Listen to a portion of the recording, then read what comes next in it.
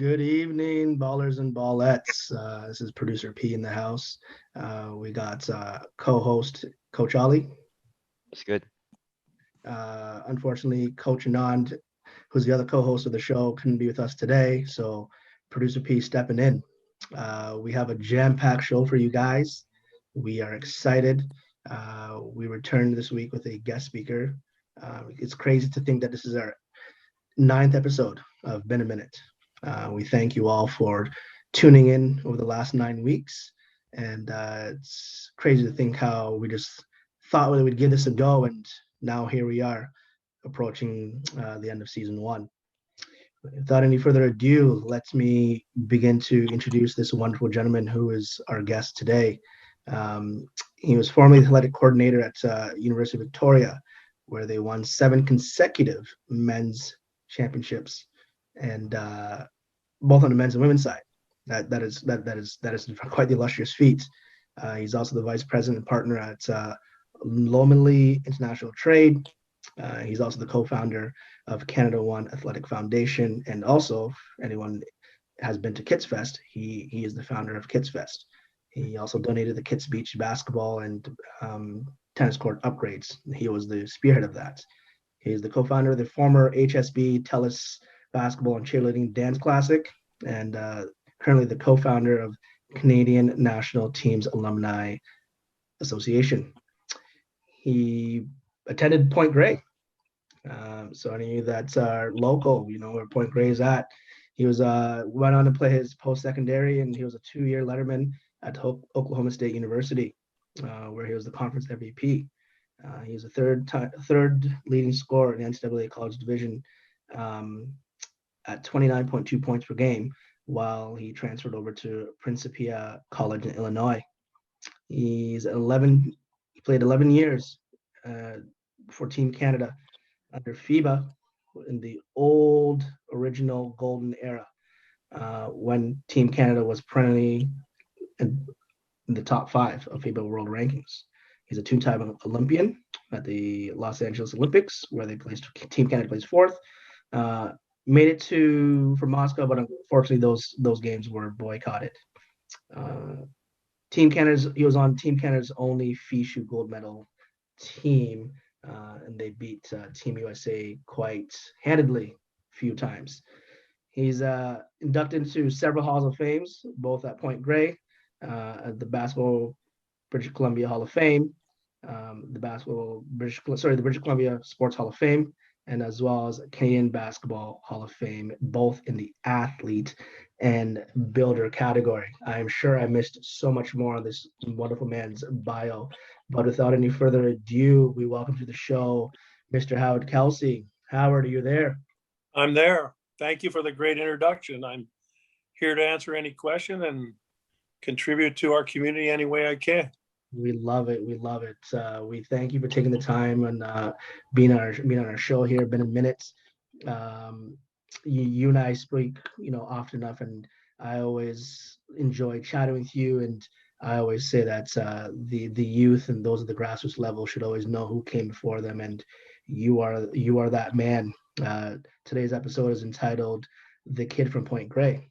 So I'm just going to sit back and enjoy while Coach Oli takes it away. Coach, take it away. Hey, Coach. How are you? I'm awesome. How are you guys? We're good. We're good. So from your intro, we kind of know where you're from, but just to give another review, where are you from and where did you grow up? I grew up in Dunbar, Kitsilano. Went to Point Grey High School, so I'm a kid from Point Grey, Kitsilano. The area of Kitsilano is not just a high school or a beach. It's actually Kitsilano is a western part of Vancouver, all the way out to the point of UBC, and also, as you would know, Paul, Kitsilano's a state of mind. Absolutely, Coach. Absolutely. Where did you go to school and what did you take there? Well, I went to a high school at Point Grey, which is not known as a basketball school. It's known as a rugby powerhouse. The equivalent of the provincial championships in rugby or basketball championships is called the New Zealand Shield, which in our era, Point Grey, McGee, St. George's, PW, Kitsilano's a football school, not a rugby school. But anyways, we're rugby guys to begin with. And then in the 10th grade, I switched over and focused a lot more on basketball. As per the bio intro, I played 2 years at Oklahoma State in Stillwater. And then I left there as a starter my junior year and transferred to a small college in Principia. I was averaging 8 at Oklahoma State, and I averaged 29 at Principia, which is about the level of NAIA Div 2, Div 3. And then I continued on playing. I played 11 years for Canada, straight out of Point Grey High School through the 80 Olympic team, which boycotted, similar to last year with the Tokyo being delayed because of COVID. We actually never played because of the Russian invasion of Afghanistan, and then we stuck together again. We have a very good crew of guys in the original golden era. I'm sure I'll drop a few names here in a minute with you, and we came 6 points short of a bronze medal in the 84 Olympics, losing to Yugoslavia in the bronze medal game. I played a lot of years in Guadalajara, Mexico, with Jay Triano, who used to be a coach of the Raptors, and another 7-1 center who was very good on our 80 Olympic team named Jim Zoot.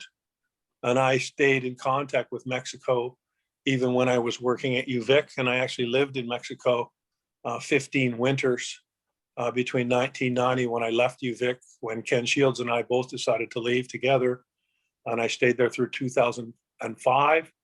And since that time, I've been permanently in Vancouver, although I go back and forth to Mexico quite often. Damn, that's quite of a journey you have there. It is a journey. It's certainly not a path that I could have predicted, but at the same time, it's also been an unbelievable, enriching journey, and it's put me in touch with unbelievably interesting, successful people in all walks of life, and that's what I love. Kits Beach is basically the Venice Beach of Canada, and we have all kinds of people there, and the same has happened with my life. I'm been blessed to have all kinds of diverse people that you can even imagine their personalities, which is what basketball is. We all know that I think of all the sports, basketball attracts the most dynamic personalities and physical specimens. So I feel blessed. Of course, yeah. You definitely meet like lots of different people from just playing basketball or even just watching basketball. Yeah, and you feel the personalities that are there are unbelievably, for lack of a better word, colorful and amazing. Not as much as you would see in many other sports. And I played many sports growing up. I wasn't a basketball player when I started. So I had my pick of the sports. And of all the sports that I played, the one that is the most dynamic, the one that has the most gifted physical specimens, and also some of the most eccentric but funny personalities are basketball guys. But they are. We got to call it the way it is. For sure, Yeah, for sure. definitely. Coach, how long have you played for, like roughly in years, and how long have you coached for? Well, until January 22nd of this year, where I had a knee replacement because I literally have worn out my left knee. I actually played every year from the age of 13 until January 22nd, 63. So I played for 50 straight years nonstop. Wow. Never missed. Literally never missed. Yeah. Now I'm hampered a little bit because it's going to take me a couple more months to come back. Right. And how much I coached? I've coached plenty, but I'm less of a coach, and most of your guests would be coaches. I'm more of a GM builder type of people. If you see in my resume, I tend to want to build organizations, events, teams, and put coaches in place. So at UVic, for example, I'm the athletic coordinator. I'm responsible under Ken Shields for helping him build the dynasty for men's and women's basketball, which today's equivalent would have been David Smart at Carleton. But Carleton didn't have the same women's dynasty as they do in the men, whereas UVic did. And also, we were just not building a basketball dynasty at UVic. We were building a rowing, soccer, field hockey. I tend to like to get as many different sports as possible where we can excel. including the cheerleading and dance, which had not been married to high school basketball in BC to the way that cheerleading is married to NCAA Div 1 football or NCAA Div 1 basketball. They go hand in hand. So I tend to like to build those things more than actually coach. Right. Yeah. That's pretty cool. You get to like manage all sorts of sports and events and stuff like that. Yes, my forte is basketball, but the same principles apply. If you're building a great basketball team, obviously you need basic basketball players, but if you're building a soccer team or whatever team, volleyball, you're going to need the specimens, but you're also going to need everything that goes around it. You're going to need the promotion. You're going to want to play in front of a filled gym, which in Canada, unless you're hockey, we're always at a disadvantage. We have to learn how to build events. Unless it's the Raptors, you could struggle to get a couple thousand at a game. Whereas what we've done historically at UVic and then in the HSBC, people know where we go. We usually bring a full gym. And in our case, we wanted the kids to be playing at UBC War Memorial because we wanted them to get out of the high school gym where they play every week and feel like they're getting the big time experience. But again, you can't have a big time experience in front of an empty gym. So you also have to know how to fill that. But Kitsilano, for example, is a high school, which Paul will know well.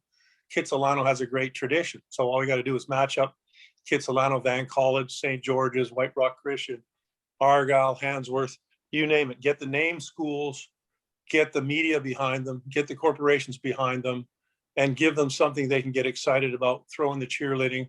And basically what we want to do is what we're watching on TV this week is we want March Madness to trickle down into the high school levels so that the kids go, we want to play here because it's big time.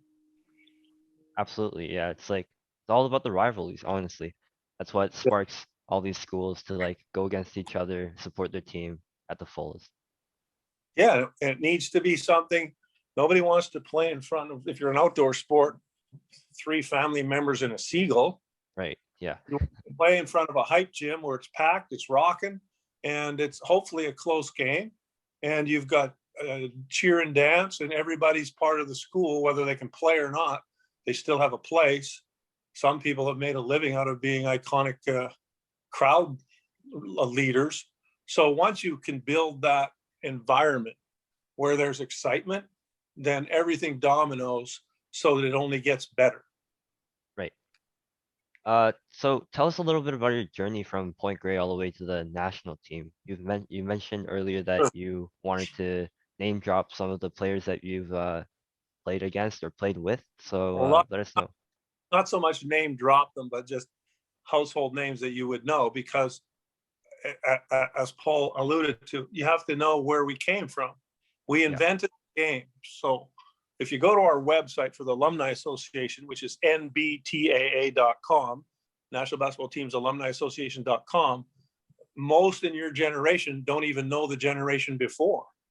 Everybody knows that James Naismith invented the game, but they really don't know how many Olympics has Canada played in? What place have they come in? The last time Canada actually qualified for Olympic Games was when Steve Nash played in the 2000 Sydney Olympics. So it's been literally 20 years since we've even been in the Olympics, and we invented the game. They came 7th. Before that, it would have been 88, Seoul, Korea in 6th place, and then our team was 4th. And then in 76, because of the boycott, even though we earned the right to go, we were 4th. When you're in the top 5 in the world, right now Canada's ranked 23rd in the world. I would dispute that ranking because it's very misleading. Because if we bring our NBA guys, which I think we will this summer, then we should qualify. And I would expect us to finish above top 10. But to get to the fifth place is high. So in a short span of literally 50 years, I was at an unheralded school, Point Grey. Our team was ranked last in the Western Conference, which nowadays the city is not that strong in basketball, whereas it used to be the strength, where all the high schools in Vancouver were very tough. We ended up winning the city, and we ended up doing very well, as I did personally. And at the game, and again, back to history, the person who most outside of James Naismith deserved the credit for building basketball in our country His name is Jack Donahue. Jack Donahue was the high school coach in New York City of Kareem Abdul-Jabbar. Before Kareem changed his name to his Muslim name, his pre-Muslim name was Lou Alcindor. He's still the leading scorer all time in the NBA. Kareem, the center for the Lakers and the Bucks. Yeah. He handpicked me out of high school at Point Grey. I was a skinny kid, not very athletic, but I was extremely dedicated. And he said, look, I'm going to invest in you because I hear you are a fanatical practicer. And even if you're not ready now, you will be in the next cycle. So I was picked straight out of high school. Leo Routens has been picked straight out of high school. Martin Riley straight out of high school. Andrew Wiggins straight out of high school. And another person, Cam Hall, who played on the 76. So to be picked out of high school on the national team was unheralded back then. And then he started to build a nucleus. Routens is a household name. You see him on the Raptors. He's one of the greatest players in the history of Canada. Triano, the same thing. Eli Pasquale, Billy Wennington, Greg Wiltshire, Dan Mahar started 4 years at Duke. Mike Smrack backed up Kareem Abdul-Jabbar. Our front line in Canada at that time, I would say, is still unrivaled. Each one 7 feet tall, about 285, and you're not going to move them. So, we had other great players, Carl Tillman out of Calgary, Stu Granger out of Villanova, but we had tremendous guys in that era, and we were perennially ranked in the world's top 5. That's when Canada began having NCAA stars emerge, and maybe there'd be 5 in a year. Whereas now, I think this year we've have over 110 men and probably over 80 women. So those are your trailblazers. In 76, we were 4th. In 80, we were 1st in the Americas when we boycotted. 84, we're 4th. 88, we're 6th. And Steve Nash took them to the Sydney Olympics in 7th place. We haven't been back to the Olympics. So that journey for me is a huge journey. We have our fingerprints all over the history of Canadian basketball, which is one of the reasons why Misty Thomas, who's a multiple year All-American at UNLV, Dave Turcotte at Colorado State from Sudbury, and ourselves and other prominent alums said, hey guys, we should at least go track down the pictures. And so we said, well, how do you do that? Well, go back to the very beginning of time. Who invented the game? Dr. Naismith. Well, trace it. And then by alphabetical order from the 36 Berlin Olympics, which is where the basketball was introduced. And we actually have the ball from the gold medal game that Canada played in the gold medal game and came silver. US came first with a gold, Canada with the silver. And of all places for me, amazing coincidence, Mexico, bronze, because I have a long history with Mexico. And half of the team that their grandparents played in the 36 Berlin bronze medal game, they brought me the bronze medal from the 36 Olympics. So I actually had the 3 of them, the gold, the bronze, the silver, and the original ball. And I said, well, then we just keep following it up. Alphabetically, first in men and then in women. Women didn't have Olympic Games until 1976 in Montreal, so it made it quite easy, because I know most people from 76, but tried tracking down somebody from the 36 Olympic team, pretty hard. But anyways, we just went year by year by year. What place did Canada come in? Who alphabetically was on the team? And let's try to get their individual and team pictures. We've been able to do all that with cooperation from many people, including Basketball Canada, or Canada Basketball now it's called, but when we played it was called Basketball Canada. And it's on our website. Again, nbtaa.com. The new generation, they only know the NBA players. Well, that's right. Easy to track down because they're on the NBA every day. And on the phone, let's go Jamal Murray, Denver Nuggets, or I'll call Mike Malone. Hey, can I get a picture of Jamal and can you give me their stats? You can get that in probably less than 5 minutes. Try to track down somebody from the 56 Olympics and what their stats. You have a picture. So that's the history of our country. And because we've invented the game, and because the Raptors have won a championship, and because we as a generation were in the top 5 for over a decade, and also more importantly, another person that I need to refer to as Ron Foxcroft, he which few people know, invented the modern day whistle. He's a Canadian from Hamilton. So we have a lot of Canadian fingerprints on the NBA, but the NBA is not basketball. The NBA is part of the world, which is FIBA, and all Olympic Games are controlled by FIBA, even though obviously the Dream Team and the NBA have their fingerprints on a lot of it. I'm just mind blown right now. There's a lot of things that I didn't know that you mentioned earlier. We lived it, Oliver, yeah. and one. And two, making it easy because it's a lot to process. It's taken thousands of hours to track this down, but the easier one is literally, and I'm not pushing the website, it's just easy for you to understand it.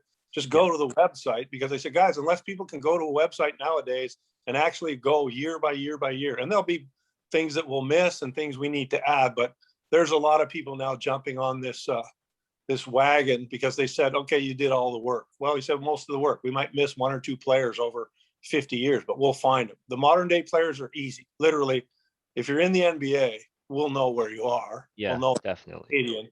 Those guys are easy to find. We had to go back to the very beginning of time, literally, 1936. Before that, it was actually in Boston at Springfield, Massachusetts, where the game was invented, and then at the University of Kansas, which is where Naismith became the coach and put the first basketball team together, but that's Canadian. So everything that we do focus is Canadian by nature, because we felt that as the country that invented it, and also players that are actually alums that are Olympians, we have an interesting bond. It's kind of like Hockey Canada. Every guy that's played for the Olympic team of Canada is an NHL player, and generally they're a legend. You can't not play for Canada in hockey and have a good chance of getting an Olympic medal or being some kind of icon in hockey. Well, that's going to happen soon with Canadian basketball, because our players are now becoming so talented, and also their household names. So that trend's going to grow quickly. We just did all the yard work, so somebody can put up a big condo now. All right. Thank you so much for answering my rapid fire questions. I think Coach Producer P has some more rapid fire questions for you. Producer P. You bet. This has been, I know a bit of the story, and I've talked quite a bit offline, but it's just, I'm like what Coach Oli was saying, just I'm blown away, obviously in a good way, because there is such a rich history of basketball in this country, and my heart is always knowing those who came before you, so that you have a true appreciation for the game and be proud of the game. So that first part of the segment was amazing to sit back and listen to. Coach, just first question from me is, how did you get involved with building, and why? Well, obviously you could, but when you're playing, you're much more selfish. It's not in a bad way, but as a player, you pretty well have to, make the team whatever level you're at. So your mindset is not, how do I build things at that moment? But as you get a little bit older, and as you get a little bit more confident, and you've had some successes on the court, well, you have the opportunities to go, okay, well, what could I do here? Because it's not just about me and how can my career go. So the first part of building, I took a master's degree from the University of Oregon. Not a coincidence that it's the home of Nike. And that was when Nike was just beginning to break, because I graduated in 83. Jordan came out in 84.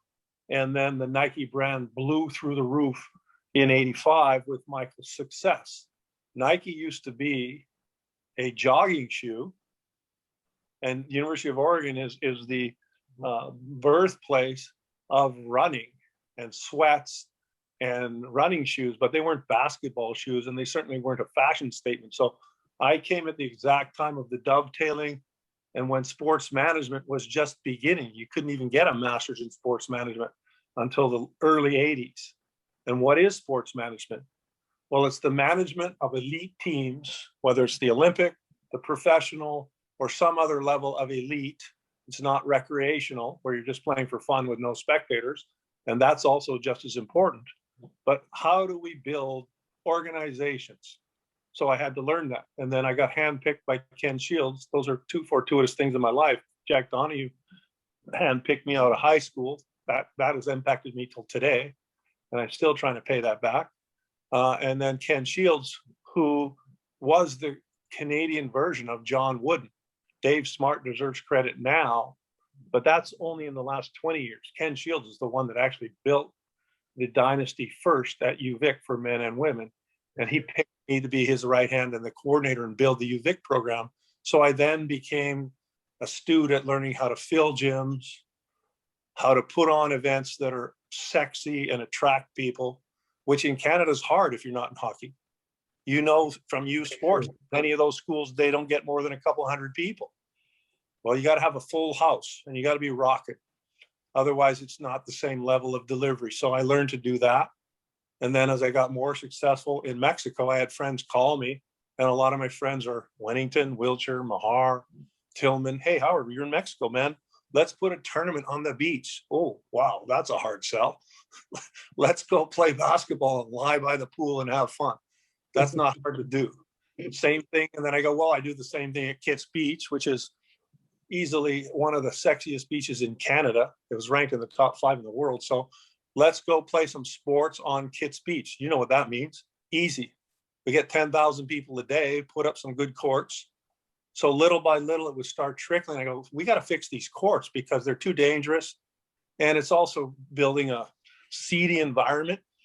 So I said, okay, well, let's open up the checkbook and put our money where our mouth is, which we did. And then all of a sudden the community goes, you guys are really going to pay for this yourself? Yep. We'll clean it up as long as you give us really nice places to play. You know what that means.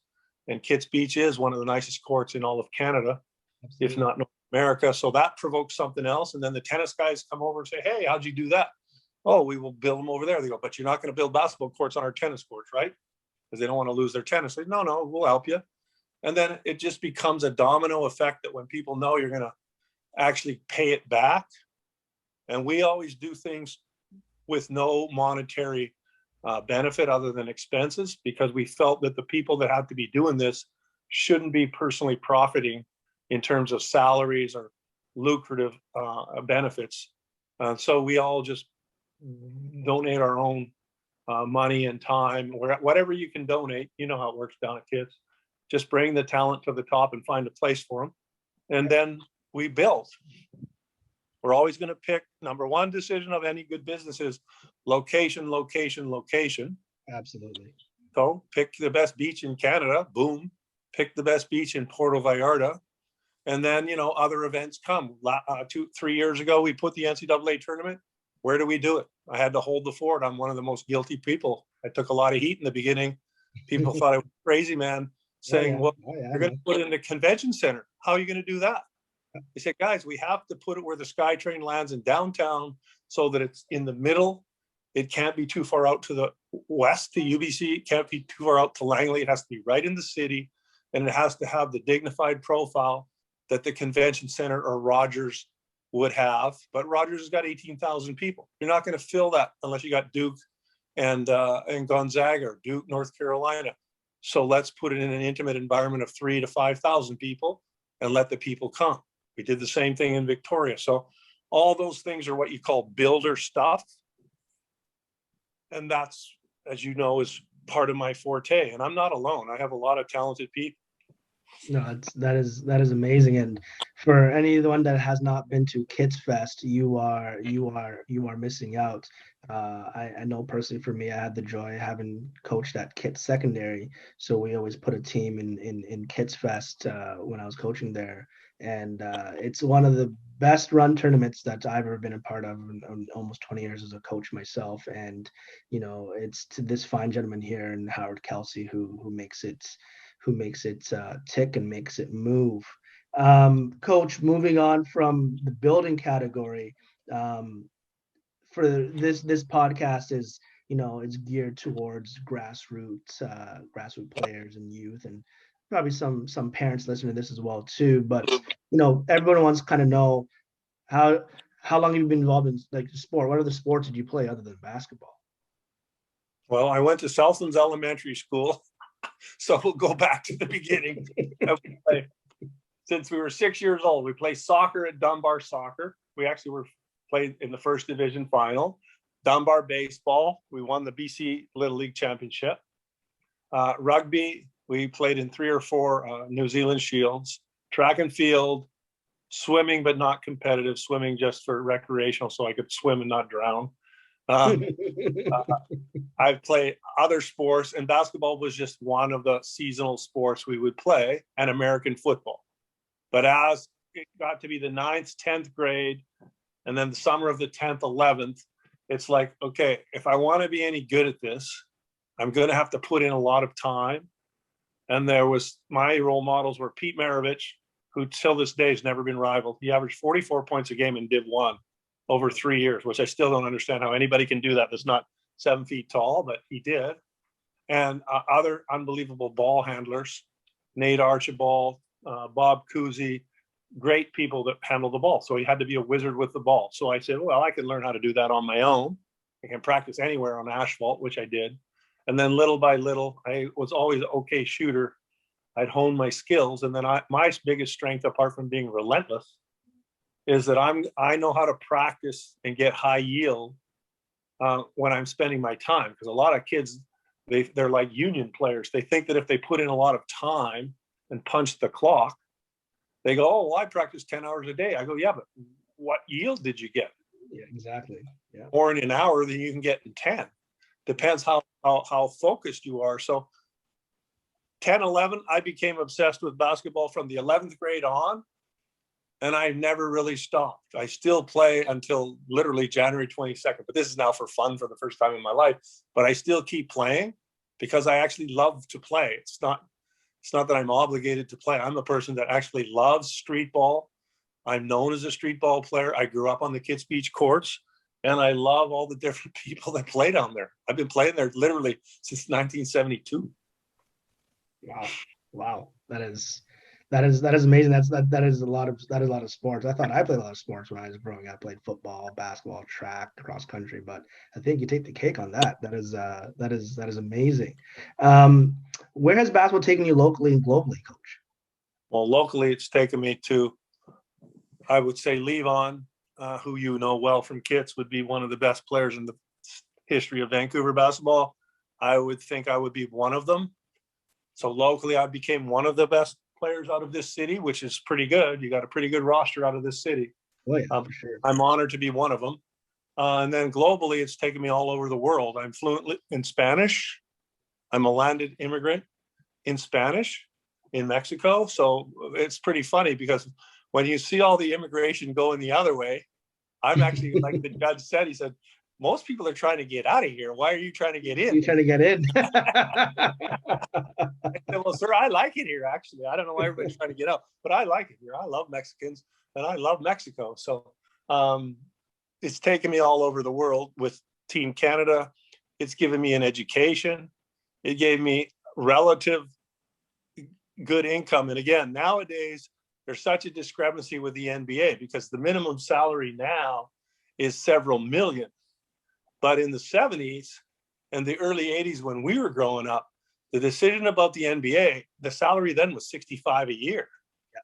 And we could almost cobble that together ourselves for playing for Canada and playing for Mexico and some of the grants we got. So it wasn't the same. I don't think I ever would have been an NBA player.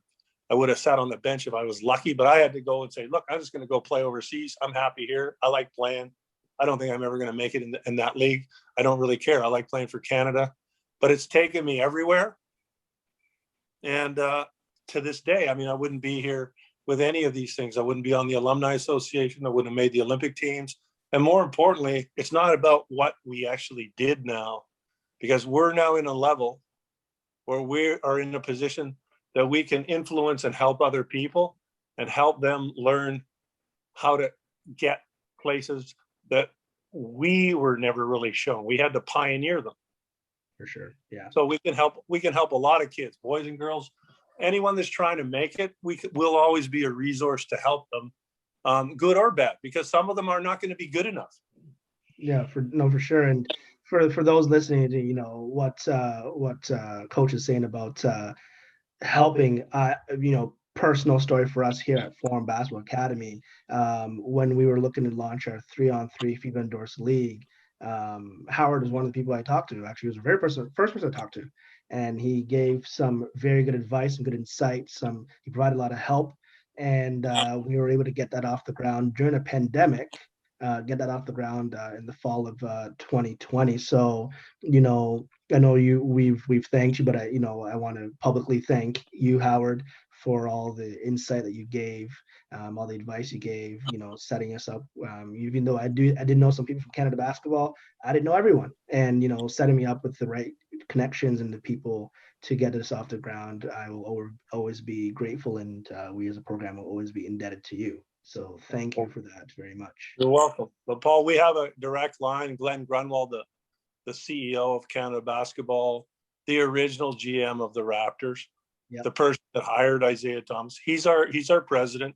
We have a direct line because we're players that have actually put stuff in, and we try to simplify the maze that it would be for others that wouldn't know exactly who to talk to, because it can be a giant bureaucracy, or it can even be work for people that are trying to block you. We're not doing that. We're going to facilitate things. Everybody knows that I'm a direct guy. I'm a no BS guy. And I'm going to get you right to the point of getting a decision from the right person, because it's so disheartening to have people mislead you or not try to help you. As long as you're a straight shooter and you have good intentions, you're going to always be supported 100%. 100%. And that's one thing I love about you, Howard, because, again, you and I have talked many, many times over the years, and, your straightforwardness, you're charismatic, but you're to the point. And I love that. Too many people want to give what my dad used to say, the rigmarole. It's like, no, here's the point. Let's discuss it. Let's figure it out. And I love that. Howard, we hear that you're the founder or co-founder of Canada One Foundation. Please tell us more about that.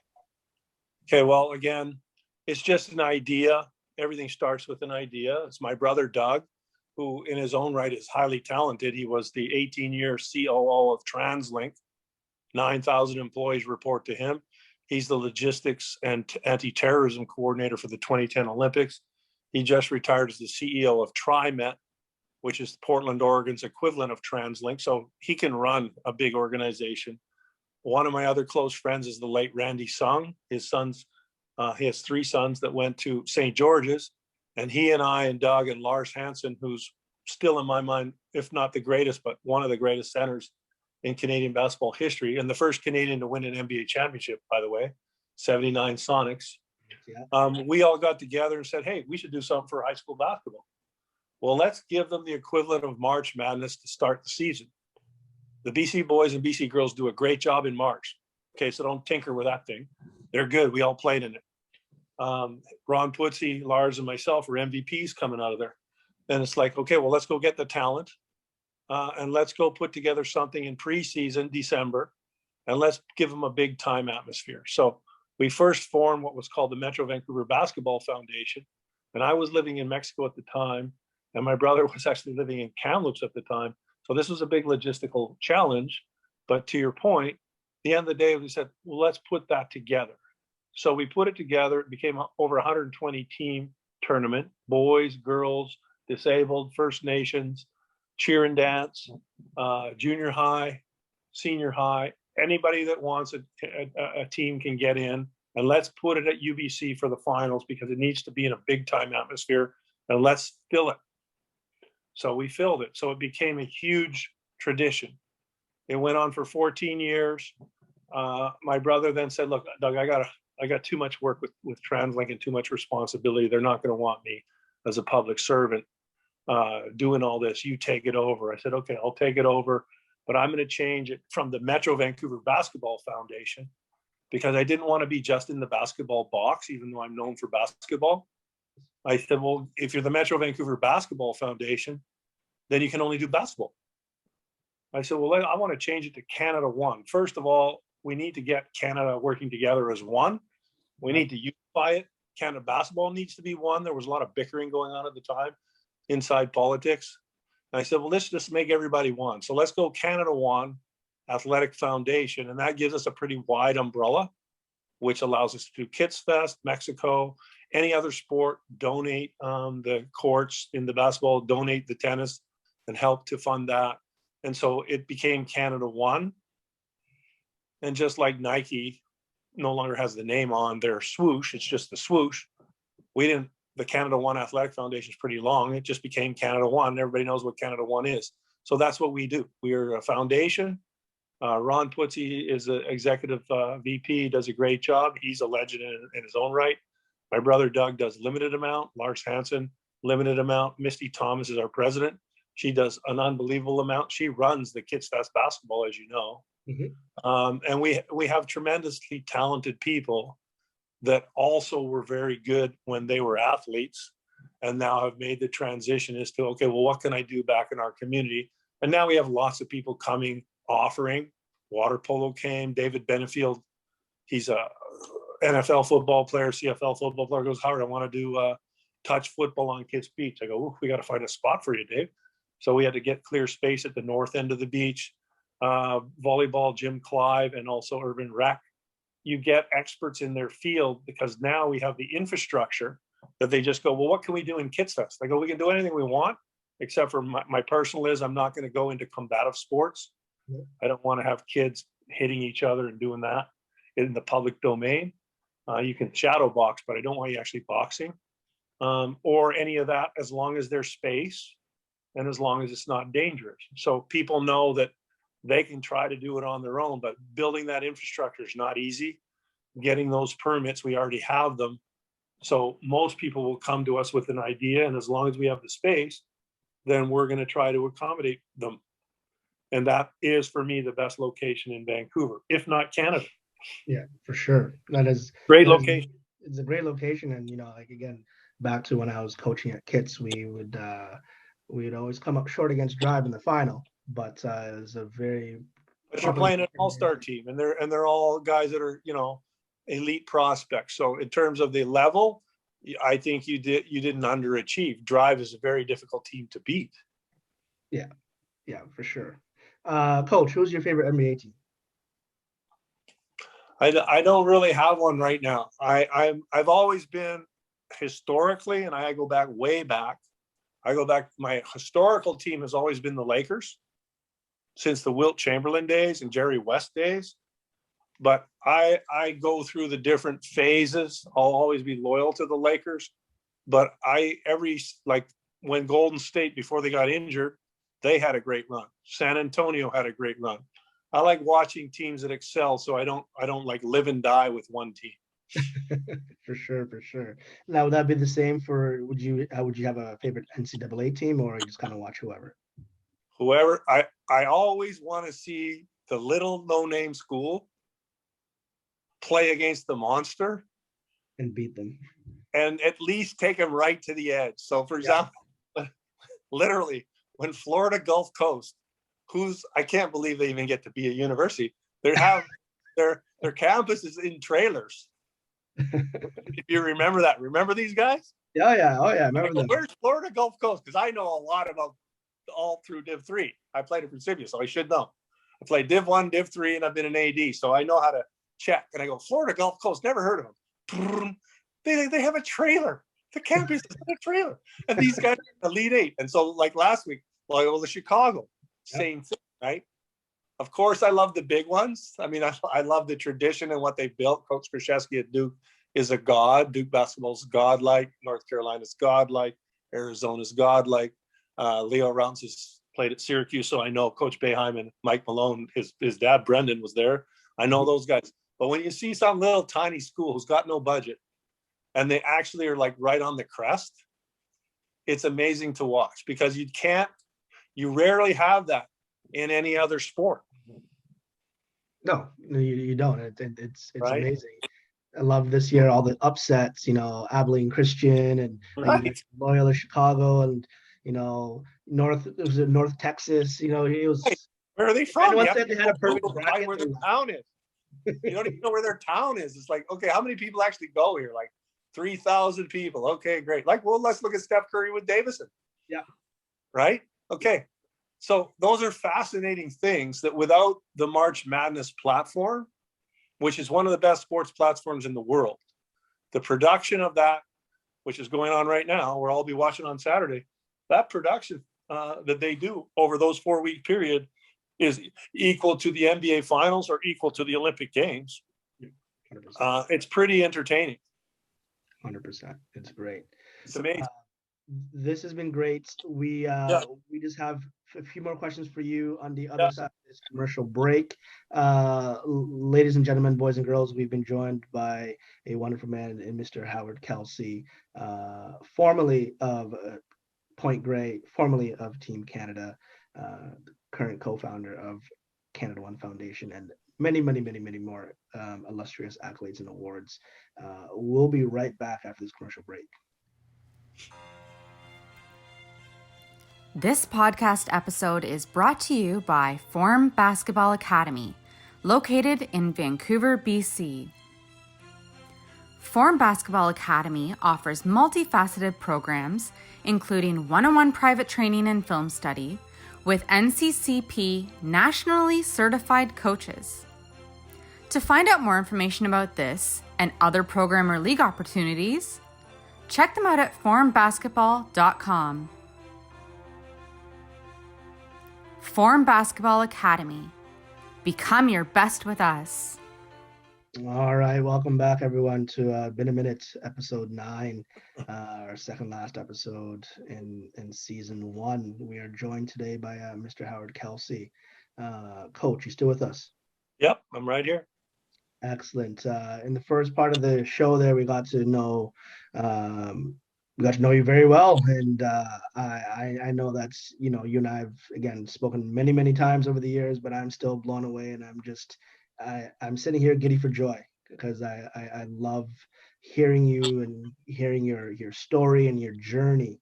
I know that Coach Oli had a few questions for you, so I'm gonna sit back and just enjoy this some more and let Coach Oli take it away. All right, fire away. Hey, Coach, I'm back. So going back on your experiences playing with the national team, what are some of the experiences that you'll cherish the most? Well, the highlights, there's many highlights, but the ones that are the best known is we first beat the United States, which is basically what everybody measures themselves against in the world, in 1981. I started on that team, and the backcourt was Triano and a guy that's not that well known, but he's an unbelievable player named Stu Granger. And we had Billy Wennington and Greg Wiltshire and others up front. So we beat him in 1981. The one that we're best known for, because it was on national TV against Karl Malone and Charles Barkley, we beat the U.S. again in 1983. That was on CBS Sports. We played for an Olympic medal. I sat in Byron Scott's locker in the LA arena, and I told everybody, I said, guys, we may never get this chance again. So when we lost, I cried for almost an hour because I knew what it meant to play for an Olympic Games and to play for a medal, because a medal distinguishes you from everybody else, whether it's silver, bronze, or gold. Those are the biggest games. But again, over the 11 years and all the guys that I know, some are my best friends still to this day. And now some of their sons. So Wilt's son is Kyle Wiltshire. He played at Gonzaga, was an All-American, and got an NCAA championship at Kentucky before he transferred. That's Kyle, who's grown up as a little kid playing in our tournament in Mexico. Leo has Andy Routens, his son. There's multiple. RJ Barrett is the son of Rowan Barrett. So now you've got the other generations coming with their kids. And just the instant knowing of what other people that you've been in the trenches with. It must be the same in a military situation where you've all survived difficult things. So you have another level of intensity. Those things are huge things that we carry with us. And again, in my case, because you either have a good taste in your mouth or a bad taste in your mouth in life. I have a good taste in my mouth because I'm a kid from Point Grey that they said wouldn't even make it out of high school. So I know when I see other kids that are, ragamuffin kids that are gym rats, Steve Nash was one of those, that they said, no, that guy's never going to be any good. So I know how to take those kids and go, hey, if you believe in yourself, you're going to work. I've been told worse than you've been told. And let's just walk along this path and see how to get there. Unless you've actually gotten there yourself, you wouldn't know how to help others that get lost in the forest. And also, there's many times when you're failing, right? Everybody sees these glory moments. Hmm. The glory moments make everything look great when you're standing on the podium holding the gold medal or the NBA trophy. That's different. But nobody knows what really went on behind the scenes. What about the injuries? What about the times you were cut? What about all the people who said you weren't any good? What about you were nervous the night before, you didn't sleep? There's a bunch of stuff that you don't see that comes in public. So there's a lot of grinding and getting up off the mat that most people don't understand that people have to do. Very few people are, and I'm not demeaning him because I think he's the greatest athlete I've ever seen. But LeBron James, when he walked in at 18, you could tell that he's probably going to be highly successful because he's a total specimen. Yeah. Okay. And he's had to work.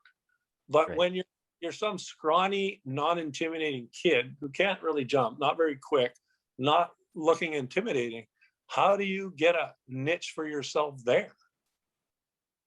It's not easy. They're not going to hand it to you. When they're picking teams, they don't go, oh, I'm going to pick that guy. He sucks, but hey, maybe one day he'll be good. They don't do that. They always pick the specimens first. That's the way it works, fellas and ladies. So that's part of learning this experience, because very few are the specimens. When Wilt Chamberlain walked in, or Kareem Abdul-Jabbar walked in, or Shaquille O'Neal walked in, or you name it, it's a specimen. Well, you kind of know when they walk in the gym. That's the gift of God. That's a genetic advantage that if they put the work ethic with them, they probably can get there. Kobe, perfect example, right? But they still work so hard. But what about the guys who didn't have a lot of talent? How do they get in? And how do they stick? So those are things that you have to learn how to teach kids. Right. Yeah. And that actually goes on to our next question. So what does hard work and having a strong work ethic mean to you if it's not like, if you're not physically or mentally gifted? Well, I talented? think in my own personal case, there is no chance for me whatsoever without that.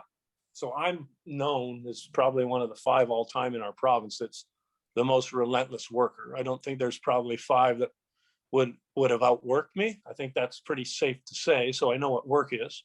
Yeah. But also, it's not just work. You have to know how to work and get what's called ROI, return on investment, because you can't just go out there and huff and puff and go, oh, look how hard I'm working. They don't care how hard you're working.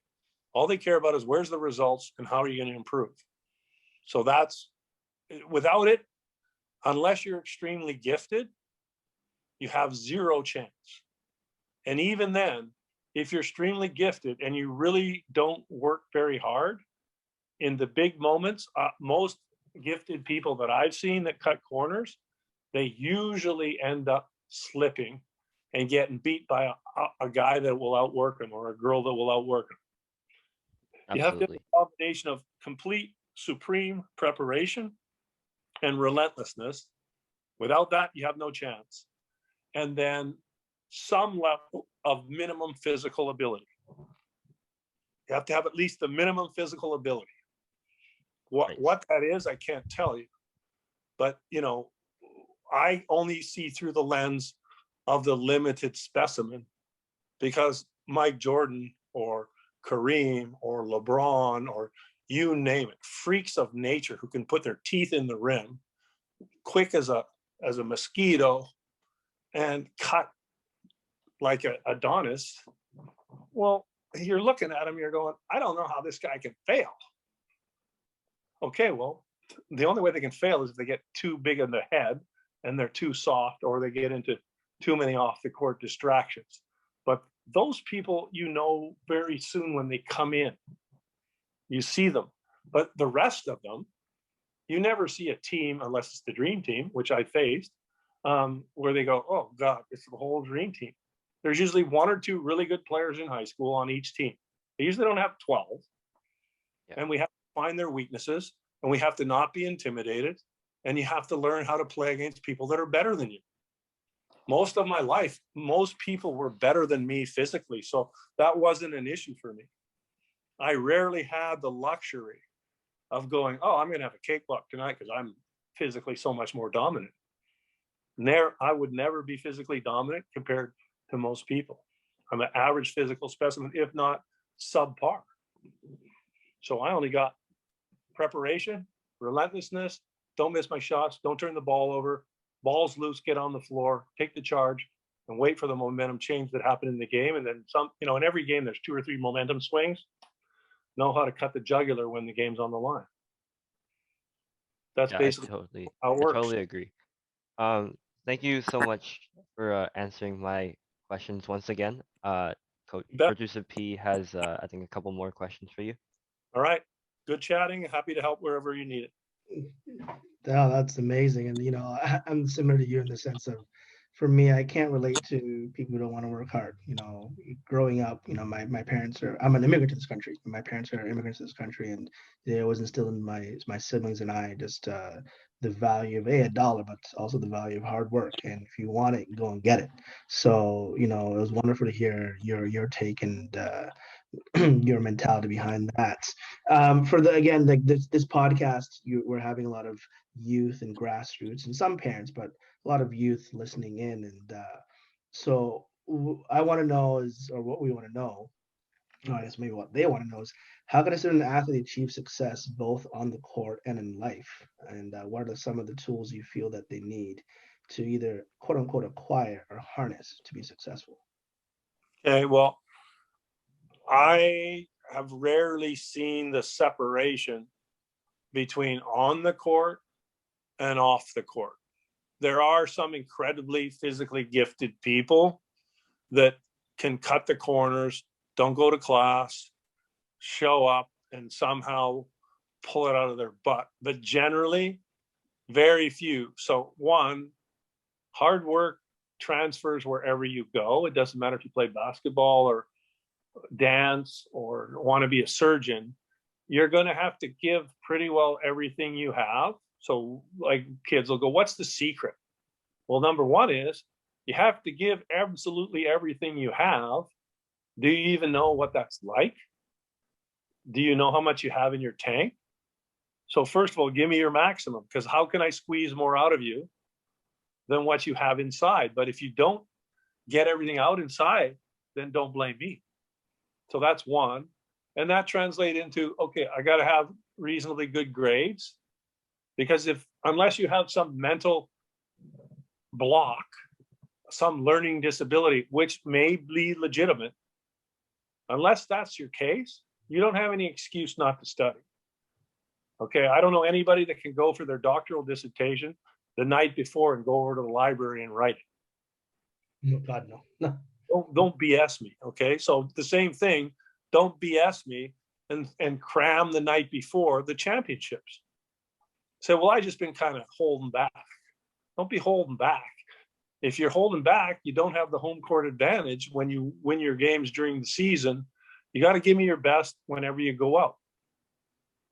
And then it's not just about on the court, but they both go hand in glove, because if you're a disciplined person, if you sleep the night before, if you're prepared, if you're not fighting with your girlfriend or boyfriend, if you're not fighting with your parents, if you're not getting high, if you're not drinking like an idiot, and you have no discipline, and you show up right before the game and you haven't even thought about anything and your mind's in a fog for the first quarter, don't come see me. Like, guys, this is game time. The lights are on. The people came to the game to watch you. You have a certain level of respect that you have to give back. Don't be blaming me because you suck, because you just didn't prepare. You have to prepare. And that's for preparing everything. Prepare for your study, prepare for what you're supposed to do with your family or whatever your other obligations are. They're all integrated. If you prepare, you'll prepare for basketball. If you prepare for basketball, you'll prepare for your school. If you prepare for, I don't know, all the things that you do or don't prepare, but the least prepared you are, the least chances that under pressure, things are going to go your way. So let's get through high school. Everybody eventually gets through high school. I don't know anybody that's 30 years old that's still sitting in a high school. Okay? So we'll get through. We'll get you through somehow. Okay, now, once we get past there, big handshake, there's the diploma. Okay, good. Now, I want to get you to the next level. Is that trade school? Is it university? Is it junior college? Is it some other trade that I can be successful? I don't care if you're successful in basketball. Of course you do, or everybody does, because they want Jamal Murray money. Okay, well, guys, but that's like, how many people can actually do that? Okay, well then go do it. But you can all be successful, because the beauty is there's so many avenues for success that if you actually are reasonably disciplined, have a good heart, and try, you'll be amazed at how much synergy comes to you. That's how I met you, right? Guys Absolutely. come and they say, hey, can you help me out over here? Say, yeah, what do you want to do? Oh, I want to do this and this. Okay, well, let me see what I can do. Boom. Right? So that synergy goes in another positive direction. And then all of a sudden, exponentially, everybody's in the same boat, pulling in the same direction. And we don't have to work as hard because we got 10 more guys in the boat with us. So that, you know, all of that is basically preparation. And literally, it might sound corny, but you just do the best you can. But only you know what the best is. I know what my best is. And I know when I give it, and I know when I didn't give it. And I know when I'm prepared and when I'm not prepared. And when I'm not prepared, I'm usually a little bit nervous. And I'm usually like, I'm not quite as confident. Well, I'm always confident. That's why people always ask me, how come you're confident? I said, well, because I prepare for what I'm supposed to do. I don't do anything that I don't know what I can't do. I don't sit in an F-14 and say, hey, let me fly this plane. I'll sit in the passenger seat and, hey, can you fly this plane? Because I'd like to go with you. But I can't fake that one. Okay, or I'm not an eye surgeon and go, hey, maybe I can figure it out while I'm in the middle of the operation. If you don't know how to be an eye surgeon, please don't learn on me. Right? I'll go find the eye surgeon. Okay, but the eye surgeon also isn't going to know how to play in front of 20,000 people. He can handle another level of pressure in a much smarter, more important way than maybe somebody that can play in front of, you know, unbelievable pressure. It's different. Everybody has a niche. I believe almost every single person has some talent that's unique to them. No, for sure. That is amazing. So our last question before we say goodbye to you, Howard, is, I guess, is more of a conclusion. Is that again, we had said that this podcast is geared more towards, you know, student athletes and youth and those at the grassroots level. If there was one or two things you can, as advice or, you know, tidbits, you can, you know, I mean, you provided a wealth of knowledge here, but if there's one or two things you can say to the youth now, what would those be? Go inside yourself and be honest with yourself as to the energy that you're putting into something, assumedly for maximum return, and then figure out what it is you have to do to get to the point of maximum return. So every drill you do, everything you're doing should lead to a direct path, even though it may be a hard path, because why would you put all this time and energy into something where you're either blind on the road and you don't know where you're going, or you're doing activity that leads to nothing? There should always be a direct correlation between energy in, maximum results. Now, it takes time. You're not going to be a wizard from the very first day, but you generally have to figure out pretty quickly, is this path got any heart, and is it worth it for me to put it in? And then am I willing to pay the price? Yeah, that's everything you do, right? And most kids know. Some need a little time because they haven't got any confidence whatsoever, and they need a little bit of coddling. But generally, especially the ones that think they're unbelievably good, you're always going to be up against somebody better than you. So you have to learn how to play against people better than you. It's easy to be really good when you're the only good one in the room, right? And go and enjoy it. But now the beauty of what we've seen, if we relate it back to basketball, you have now multiple people that have grown up in small towns in Canada who are becoming very successful at the NBA and the NCAA level.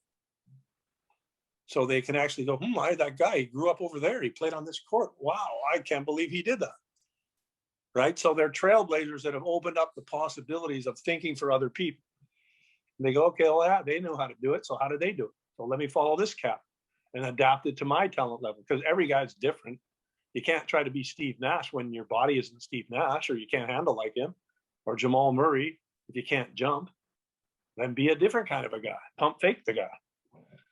Right? You have to learn what your limitations are, and then develop yourself to your maximum ability. Plus, you're going to fail. You're going to fail. Many good players fail plenty of time. No, for sure, for sure. That's called resilience. And that's the key, you know, especially at the grassroots level, is that it's getting players to understand that failure is part of succeeding. And also, they have to understand, because look, they'll come to guys like you with academies, which is, we didn't have academies when when we were growing up. The only academy I have is me and my brain and a ball by myself going, I need to figure out how to run faster, harder. Who am I going to watch? And then go do it myself. But they'll come to you guys and then they'll go, okay, guys, we're going to hire you and we're going to pay to be in here. And then they're going to go like, well, I'm not getting any better. Well, guys, that's because you're not doing the right things and you're not working. It's not a magic wand. It's a bunch of all-stars coming together with a selfish attitude that, okay, how am I going to get to Div 1 and be the greatest player? I don't really care about anybody else on my team. If you guys are myopic, not you, but them, if the kid's myopic, he'll never become a good team player. Yeah. He has to learn how to make other people better, which is one of the things that I do. You have to make other people better. No, 100%. Well, this has been, I don't know, Coach Oli, I'm blown away, and again, in a good way. I'm happy that we got to spend this time with you. One last time, what is that website so people can go and check Sure. out? NBTAA, National Basketball Teams Alumni Association.com. NBTAA.com. Perfect. You'll see all the history of Canadian basketball there, and it's still a work in progress. Awesome. Well, Howard, we thank you for taking the time to be with us.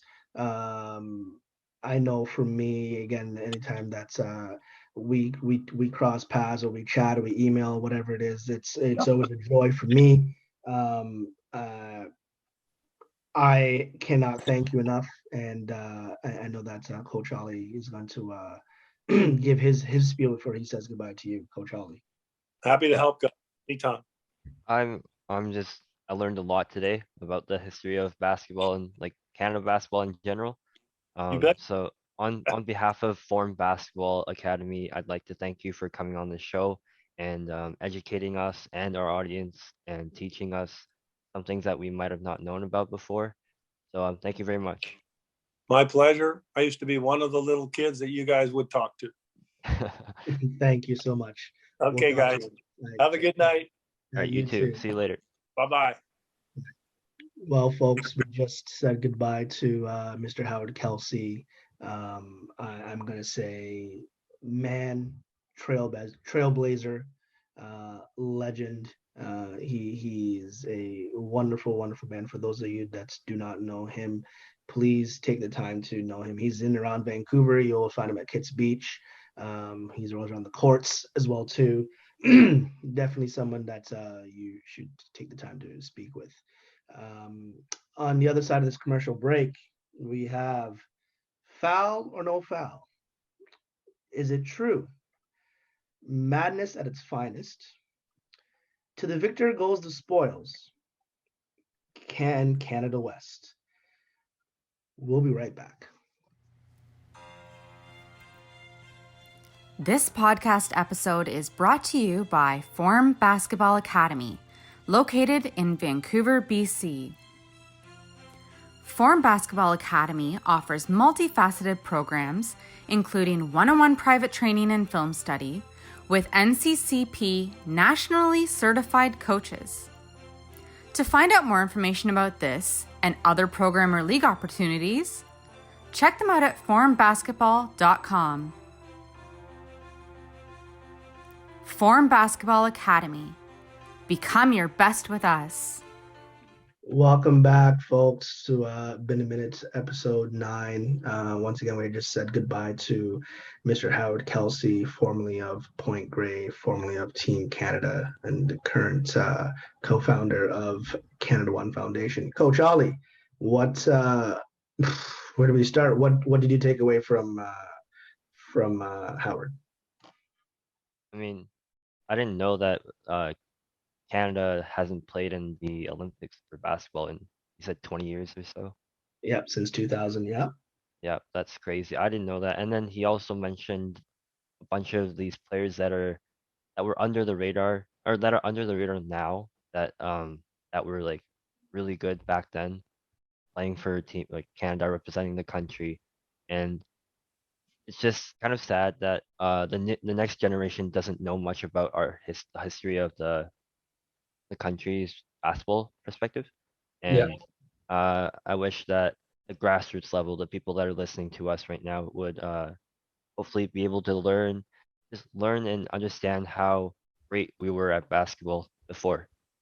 Yeah, no doubt. And I mean, the website that he gave for the Alumni Association, we'll have it on our website in the coming days. And once again, our website is www.formbasketball.com, and we'll have it under the About Us section there because I think it's super important that the grassroots level players know the history of basketball in this country and also know those that came before you who are, as Howard put it, who are builders and who have um, built up Canada to where it is now and where we're going in the future. I'm excited for it.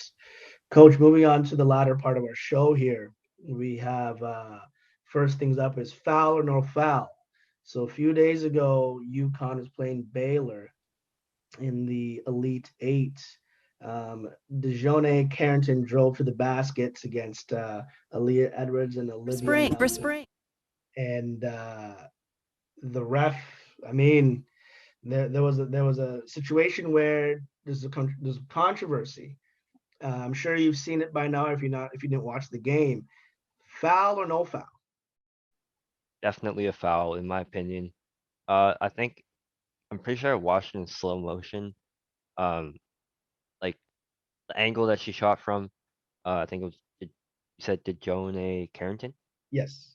Uh, so yeah, she went in for like a sort of like a 5, 6 feet mid-range jump shot pull up, and then the two Yukon defenders literally they had their hands up, yes, but they like angled it where they kind of hit her in the face, and that's definitely a foul because you can only like in basketball you can only put your hands straight up, and that wouldn't be called a foul. So definitely, in my opinion, it was a foul for sure. Yeah, and like what you mentioned there about the principle of verticality is it's basically a cylinder that goes from your hands all the way to the sky, all the way to the ceiling. So if you're just straight up, no foul. But I mean, I agree with you. I think that there was a foul call there.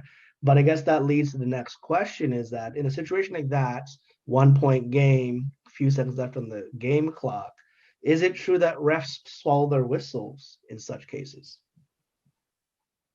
Um, yeah, in my opinion, they do. Um, Partially because I think that the refs don't want to make a bad call at the end of the day. So I think they're scared of the backlash that they might get from, social media. You know how like the social media nowadays, like if refs miss a call or make a bad call, it goes all over the online, and then people start making fun of them or even like death threats, which are really, really bad. Um, honestly, I just think they're scared to make a call, and it's better, like the safer side is to make a no call and let the players play it out. Yeah, for sure. I mean, I agree there, but at the end of the day, if there's the call to be made, you got to make the call, right? And I know what you're saying is that they don't want to have to make the call to influence the outcome of a game, but Yeah, it's something like this where it's so blatant. But again, it's tough, right? Because was the ref out of position? Like, did they actually see it? Who initiated contact? There's so much things to go, and we're scrutinizing it after the fact. And it's the same thing, like it's similar to what police officers have to go through. It's a decision that's made right in that moment, right? yeah. And you got to live with it. Um, in a tournament such as this, such as March Madness, whether it's men's or women's side, what is more important, offense or defense? Uh, I'd say defense because at the college level, like NCAA, defense is really important. Like it's different from high school and it's different from NBA just because when a pick and roll happens on offense, it's really like from what I've seen, it's really hard to penetrate into the defense because everyone is able to rotate really quickly, and it's all about the communication that they have as a team. Yep. And at the college level, it's just the defense is really strong, and if you're able to hold your opponent to 0 points, because on offense your points will come eventually, and it's just all about defense in my opinion. Just because if you can hold your opponents to 0 points, then that would be the best advantage to get in a game. Yeah, for sure. And I mean, they always say that offense wins games, but defense wins championships. So in a situation where it's a one and done situation, your defense, as they always say too, that your defense leads to your offense. So, I know with my university guys, we say, especially when we practice, but we translate it to game, is we say score, stop, score, and more times you have stops, well, the better chance that you're going to score, hopefully on the offensive end. Also, I mean, you mentioned about the NBA because they have the 3-second defensive violation, 3-second defensive rule. So, at the college level, they're able to rotate over, like you mentioned, because they're able to play true help defense. Right.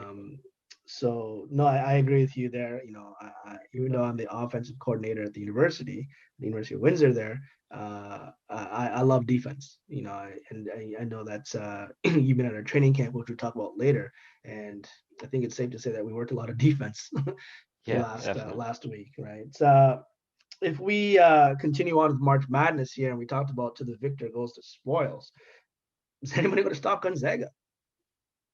I mean, UCLA just won yesterday against Michigan. I mean, honestly, okay, Gonzaga didn't just come all the way here just to lose to like an 11 seed UCLA, but True. you never know. March Madness, anything can happen in March Madness. But I am rooting for UCLA. I am rooting for the Bruins. Oh, Um, you are. Wow. I mean, I've been all rooting for right. them since Lonzo, so I might as well keep going. It's true. And to be fair, you did root for them for the first four First in, four. and they beat Michigan State, which again, I will stand corrected. He called it from the beginning. So, I'll take the accountability on that. I will own it that I was wrong in that. So, Coach Ollie's going for UCLA, and where I myself am going to be obviously cheering for the Gonzaga Bulldogs. Um, if we shift now from from March Madness back to Canada, that's what I want to say. And we tie it into USports because last week we talked about, the possibility of a March Madness type of scenario here in Canada. Our version is called the Final Eight. Um, and since we're in Vancouver and Canada West is the conference of Western Canada.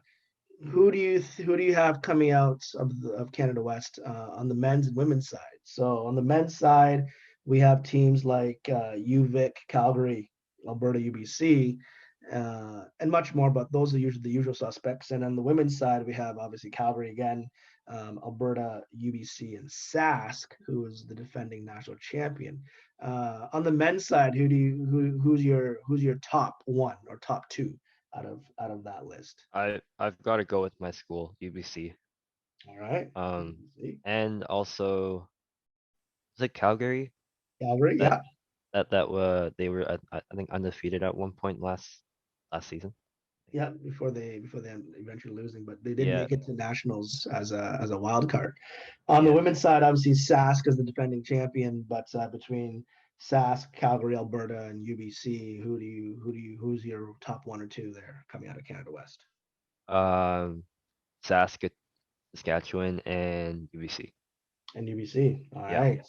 All right. There you have it, ladies and gentlemen. You heard it. You heard it there. Coach Ollie's going for UBC in both men's and women's yes, sir. side. You get a possession, and because Coach Anand isn't here, we'll just ask you one question, and give you the 24 seconds. Okay. Do you like the new zones for the Lower Mainland playoffs here in BC, or do you prefer the old system? So the old system of where they had all the tiers playing at the Richmond Oval versus now It's kind of all over the place. What is your take, and what would you like to see or not see? Go. Uh, from a playing standpoint, I would prefer the new one. Uh, just because you're there's a chance that you get your home, or I don't know about other schools, but when I played, it was the first year of the new zone, and we actually ended up hosting the zone tournament, and so we had home court advantage against all those teams, Okay. and Yeah. yeah, so I liked it at that standpoint, but then from like a fan standpoint, I'm pretty sure they would rather have it where it was the lower mainland zone where everything was held at Yeah. the Oval because you get to watch, I mean, two games at once. Yeah. Yeah, two games going at once, four divisions, uh, lots of teams, and and there's more crowd space. Like there's bleachers. There's more seats in the Season bleachers. available. Yeah, So for sure. yeah, All right. All right. So you're kind of on the fence in either way. You like the yeah. portions of the new, but you want the portions of the old. Um, Before we finish out, you were obviously at training camp number 2 for us. What did you see and what did you like? We got some new additions to the team. Uh, and I like they fit into our program like kind of perfectly, and I like they match the energy with the energy we had before.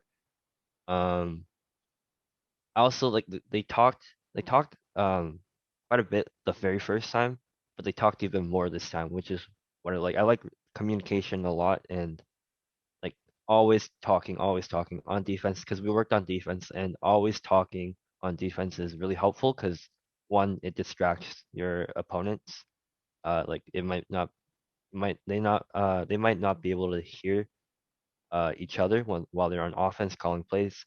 And two, you are communicating with your teammates so you know where they are and they know where you are on the court at all times. Yeah, for sure, for sure. Well, we have practice coming up. We practice Thursdays and we practice Sundays. So we're looking forward to building on, like you mentioned, our defense, and we'll eventually add in some really good offensive sets. So we're offering obviously a girls team, a U16, U17 girls team, and a U17, U18 boys team. If you've missed tryouts for whatever reason and have missed our two training camps, and you're feeling that you missed out or you're experiencing some FOMO, whatever the case may be, you can find us, DM us on our Instagram page. You can find us at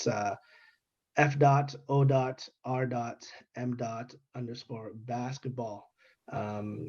Once again, that's f.o.r.m.